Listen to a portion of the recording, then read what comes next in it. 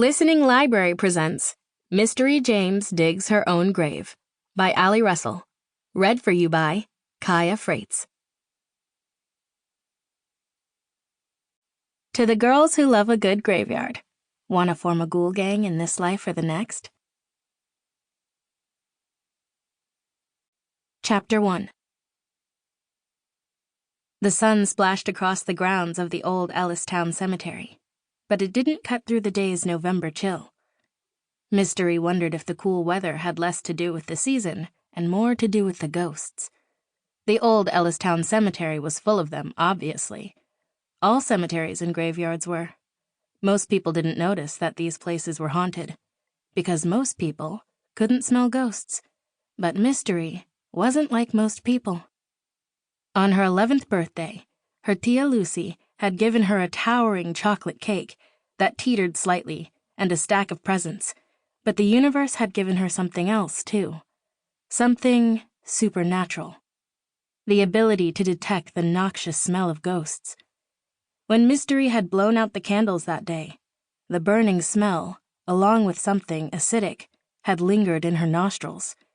The smell had stayed with her for days, coming to her without rhyme or reason, changing its notes slightly to include scents like wood or fruit or flowers, but always with a strong base of metal, ozone, smoke, or battery acid. It had taken some trial and error, but with her best friend Garrett's help, she'd discovered that the scents were strongest when a new corpse arrived at Garcia Graves and Funeral Home, where she lived and cared for the recently deceased with her aunt, and in the old Ellistown Cemetery. So they'd determined that she was, unfortunately, smelling ghosts. The discovery had been shocking at first, but now, at the age of 13, she'd grown used to it, annoyed by it even. The spirits of the old Ellistown Cemetery were like skunks. When they were agitated or upset, the cemetery reeked like a corroded battery. The smell was even stronger during the summer, the hot weather amplifying the scent until it was so acidic that she could taste it on her tongue, tangy and metallic, like the world's worst sour candy. Ghosts didn't bother Mystery usually. She wanted to avoid them when possible, but as long as she didn't have to see them, she was content to go about her life and her chores, which consisted of keeping the cemetery tidy and helping her tia Lucy with tasks around the funeral home. In the northwest section of the cemetery, Mystery had already raked 3 piles of fallen leaves from around her favorite tree, a crooked young white birch surrounded by much older trees.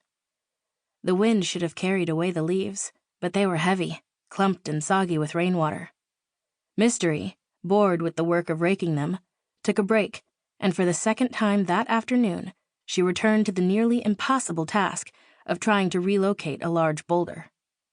Tia Lucy hadn't asked her to move it, but having to rake around the stone was annoying. So Mystery braced her knees, pushed her fingers into the damp earth until they had a slight grip on the rock, and grunted as she pulled with every muscle in her body.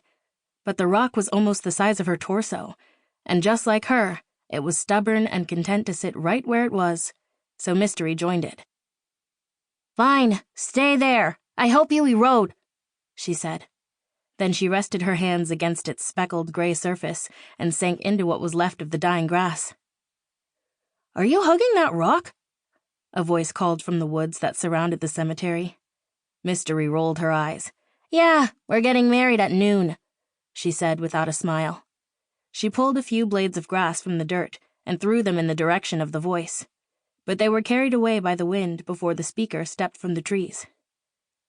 "What do you want, Garrett?" Mystery said. She crossed her arms and imagined they were a barrier, a fortress against her ex-best friend. A long-limbed, reedy black kid with a mid-taper afro appeared in the open clearing. "I come in peace," Garrett said. A camera dangled from a purple and gray strap around his neck as he held up his hands and wiggled his long fingers. His eyebrows did seem to be arched in genuine concern. No, Mystery crossed her arms even tighter. She would not let Garrett off the hook so easily. Not this time. And there wouldn't be a next time. "My aunt had to refund the money for the casket, and I got grounded for a month." Mystery set her large, unblinking brown eyes on the boy and waited. Her forest green glasses started to slip down the bridge of her nose, but she felt that pushing them up in the moment would take away her edge, so she only wrinkled her nose slightly and waited. After a 5-second stare down, Garrett's face finally dropped toward the ground. Mystery thought Garrett deserved a heck of a lot more punishment than a death stare, but at the moment, her options for rebuke were limited.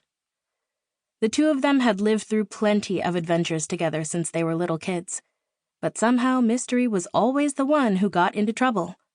When they were 8 years old, they'd both sliced up Tia Lucy's rose garden with a make-believe sword made from a branch, but only Mystery had spent the day after, sweating in the sun as she dug holes to pot new plants. When they were 10, Garrett had convinced her to visit the old clock tower with him to see if the rumors about a ghostly figure were true. But when Sheriff Warner showed up because someone had reported seeing lights in the abandoned structure, only Mystery had been caught in the beam of his flashlight.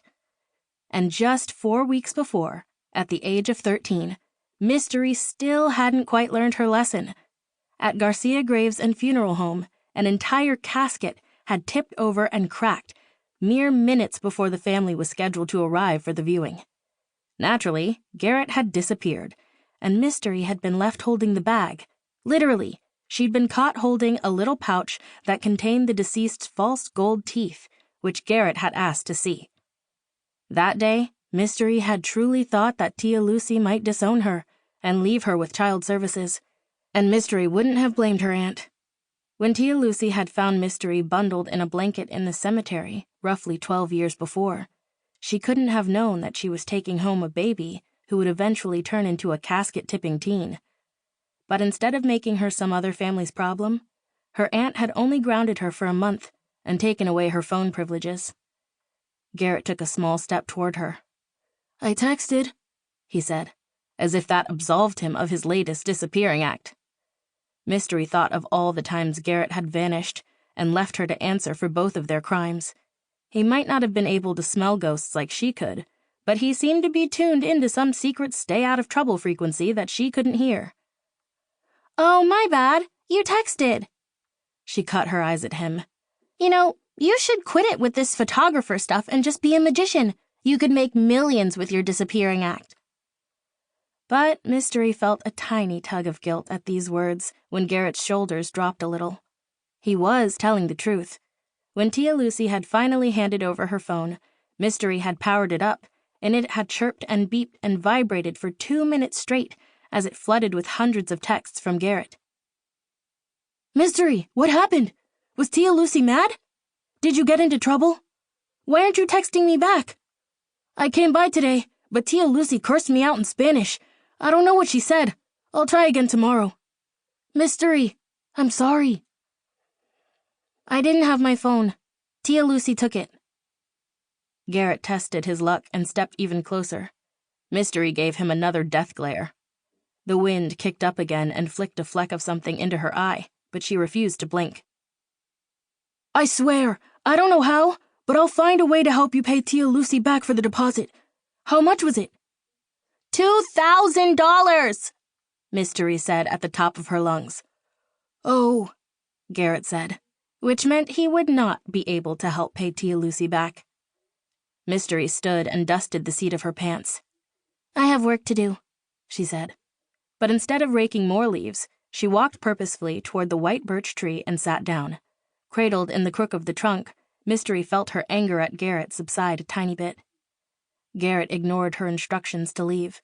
Instead, he found a seat near the same boulder that she'd just spent several minutes trying to relocate.